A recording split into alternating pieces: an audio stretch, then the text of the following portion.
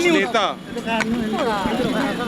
सही है साहब, हमारे बहुत ही वरिष्ठ नेता, जिसमें हमारे राशिद चौधरी जी बहुत सीनियर एमएलए हैं और हमारे पूर्व में चुनाव लड़े भारतीय जनता पार्टी के एक बहुत बड़े नेता उदय शंकर हजारिका जी, उनने आज ज्वाइन करा है।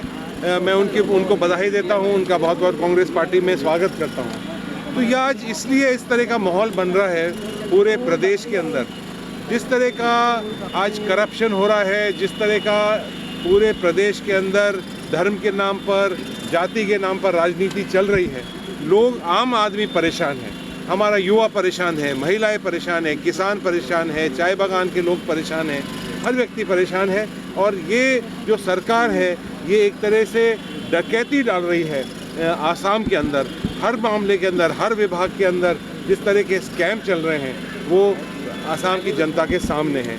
आगामी लोकसभा चुनाव की तैयारी के लिए कांग्रेस पार्टी ने आज विभिन्न मीटिंग करी है। सभी जिला कांग्रेस कमेटी के अध्यक्ष, पीसीसी के ऑफिस बेयरर्स, उसके साथ साथ जिला हमारे प्रदेश कांग्रेस कमेटी के अध्यक्ष, CLP leaders, working president, AICC secretaries ने बैठक करी है।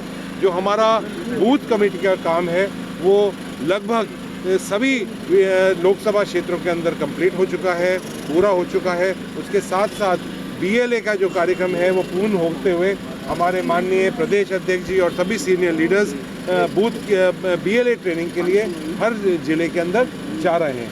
एक बहुत अच्छा माहौल आसाम के अंदर बन चुका है। सर, सीएरिंग के लिए कब तक मतलब ये पिक्चर क्लियर हो जाएगा और आप लोगों का कैंडिडेट क्लियर हो जाएगा? लगातार मीटिंग चल रहा है। जो एक माहौल अभी बना है वो आप सिर्फ आसाम में ही नहीं, देश के अंदर एक माहौल बना हुआ है। आप देख रहे हैं कि भारतीय जनता पार्टी का किस तरह का हिटलरशाही राज चल रहा है। आज सारे ऑपोजिशन एमपी को बाहर निकाल रखा है, पार्लियामेंट से बाहर, खुद ही बैठकर बिल पास कर रहे हैं। तो ये एक तरह से अंग्रेजों का राज के बारे में सब जानते थे, लेकिन उससे भी बुरा ये राज चल रहा है। तो एक पूरे देश के अंदर जो आज डेमोक्रेसी है उसके ऊपर खतरा है। इंडिया अलायंस का अभी बैठक होगी, उसके बाद ही कोई सीटों के ऊपर कोई चर्चा होगी, जॉइंट कैंपेन चलाएगा। और हमारा प्रयास ये रहेगा कि आज ये भी एक फैसला लिया गया है कि जो भी प्रत्याशी जो टिकट मांग रहा है, जिसने एप्लीकेशन दी है, उसका नाम पूरा नीचे ब्लॉक के ऊपर और बूथ के ऊपर भेजा जाएगा। उनकी रिकमेंडेशन आएगी जिले के अंदर, जिले की रिकमेंडेशन पीसीसी के अंदर आएगी और उसके बाद टिकट तय होगा। यानी जो टिकट तय करने वाले वो एआईसीसी या पीसीसी नहीं रहेगी, जो हमारा पार्टी का कार्यकर्ता है, आम जनता है, वो तय करेंगे, उसको टिकट मिलेगा। लोकसभा में ईवीएम में आप लोग इलेक्शन चाहते हैं या फिर बुलेट पेपर सबमिट किया है? और रकीबुल हुसैन ने भी, दोनों लीडर ने, आप लोगों का सिटिंग एमपी है प्रदुत बदले और रकीबुल हुसैन भी आप लोग का वरिष्ठ नेता है। हर व्यक्ति कहीं भी अप्लाई कर सकता है, इसके अंदर कोई बात नहीं है। वो तो पार्टी को तय करना है, वहाँ से नीचे से क्या नाम आते हैं, सर्वे के अंदर क्या नाम आते हैं, वो तय होता है। तो ये कोई बात, ये बीजेपी नहीं है। जो बीजेपी कहते हैं, जो नंबर 1 और नंबर 2 कह देते हैं कि तुम यहाँ से लड़ोगे तो वहाँ से लड़ेगा, कोई विधानसभा लड़ेगा दूसरी कह देगा लोकसभा लड़ लो, वहाँ से लड़ेगा। ये हमारी पार्टी डेमोक्रेटिक पार्टी है।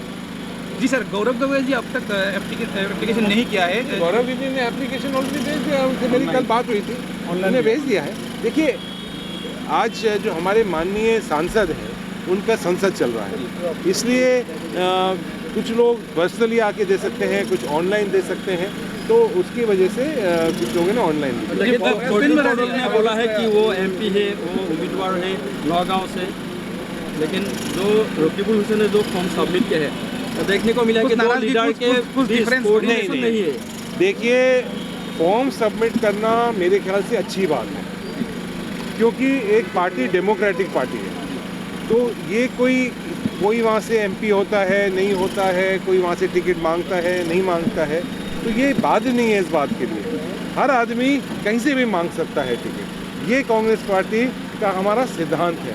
हमारी पार्टी एक है, सभी नेता एक साथ मिलकर चुनाव लड़ेंगे। जी सर, और एक एपीसीसी का प्रेसिडेंट भूपेंद्र बराज जी इलेक्शन करेंगे, ये जब उनको पूछा गया कि एआईसीसी के ऊपर है, नहीं, ये तो अभी तय करेंगे ना, ये तो पहले नीचे से आएगी बात।